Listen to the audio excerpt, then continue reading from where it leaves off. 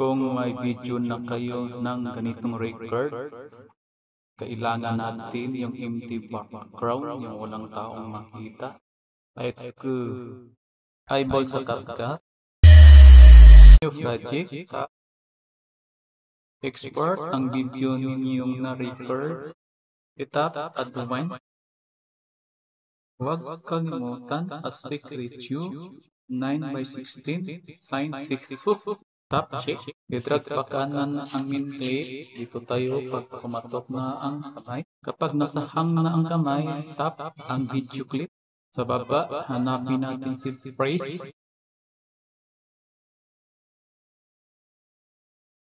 I-tap si phrase. Zoom in ang naka-phrase. Click.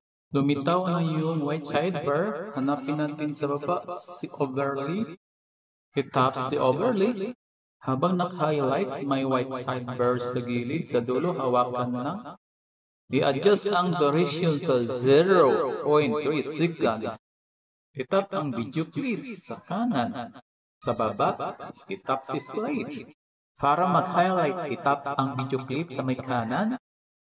Zoom in a little bit. Tap sa may kanan ang video clip. Tap slide. Para mag-highlight, tap sa may gitna. Nandyan sa baba si overlay. I-tap si overlay. Where is the overlay? Itabi sa gilid. I-tap ang second layer ng clip.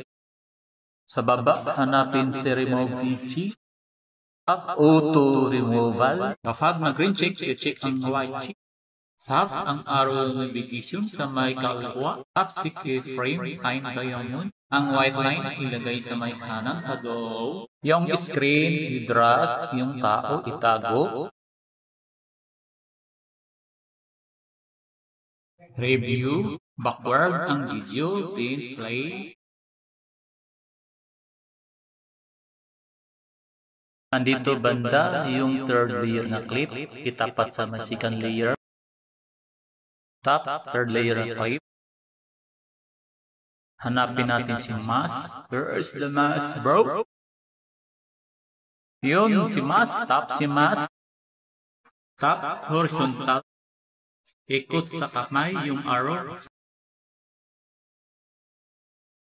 Yung yellow line, ilagay dyan sa magilid ng kamay. Tap si adjust. Tap si header, ilagay sa may 5. Fuck you, cheek.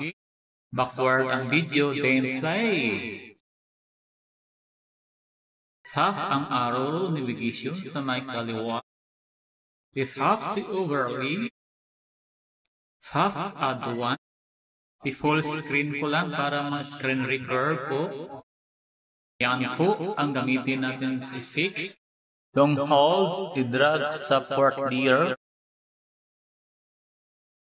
I-tap ang effect.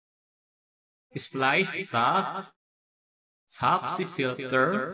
Fuck you, cheek. Adjust sa kamay ang effect. Pwede rin yung palakihin.